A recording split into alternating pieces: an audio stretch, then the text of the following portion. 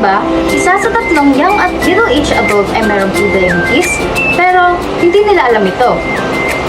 Ano nga ba ang pre-diabetes? Ang ibig sabihin lang nito ay mas mataas ang iyong blood sugar sa normal. Pero hindi naman ibig sabihin nito ay isa ka ng type 2 diabetes. Don't worry, kasi pwede pa natin yan gawa ng paraan by proper healthy diet. Wow! Alamin muna natin ano nga ba ang mga risk factors nito. Una, kung hindi ka active at hindi ka nag-exercise. Pangalawa, kumakain ka ng processed foods at sobrang matatamis na pagkain. At kung ikaw ay overweight, kung mataas ang blood pressure at cholesterol mo, at kung meron kang family health history ng diabetes. Ilan sa mga sintomas ito ay palaging kang pagod kahit wala kang ginagawa. Palagi kang nauuhaw at walang kontrol ka sa pag-ihi. Isa natin dito ang pagkalabo ng mata. Pero hindi lahat ng may diabetes ay may ganitong sintomas.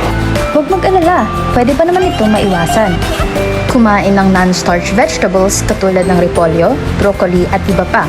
Tsaka brown rice din dahil mas konti ang sugar content nito o kaya mga frutas at mga isda. Matulog ng 8 to 9 hours every day. Palagi din uminom ng tubig 8 glasses a day at iwasan ang mga matatamis na pagkain katulad ng soft drinks. Mag-exercise kahit 30 minutes to 1 hour 3 to 4 times a week. I-manage yung stress at i-keep track ang timbang, diet, sleep schedule at blood sugar level. Paano nga ba gumamit ng glucometer? Ang machine, ang syringe na ilalagay sa lancet, at ang strip na ilalagay sa mismong glucometer para malaman ang ating blood sugar. Una, mag-alcohol o maghugas ng kamay. Sunod is buksan ang lancet at ilagay ang syringe at maingat na tanggalin ang tip nito.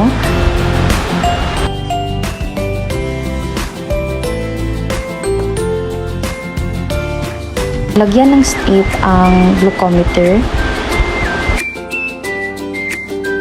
Punasan ang fingertips at itusok ang lancet.